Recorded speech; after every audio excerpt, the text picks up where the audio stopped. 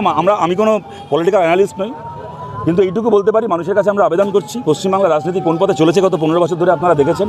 তৃণমূল কংগ্রেস গরু চুরি, চাকরি চুরি থেকে শুরু করে পঞ্চায়েত পুরসভা বিনা ভোটে দখল করা, ওই মডেলও দেখেছেন।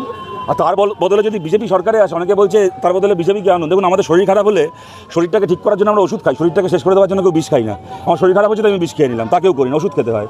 ওষুধ হচ্ছে বাম আইএসএফ জোট, সিপিআইএমের লিবারেশন জোট, এটা হচ্ছে রোগের ওষুধ। আর বিজেপি হচ্ছে শরীরটাকে শেষ করে দেওয়ার বিষ। এই যে পশ্চিমবাংলায় তৃণমূলকে সরিয়ে বিজেপি আসলে গরু চুরি, চাকরি চুরি আর কয়লা পাচার, এইগুলোর বিকল্প কী পশ্চিমবাংলায়?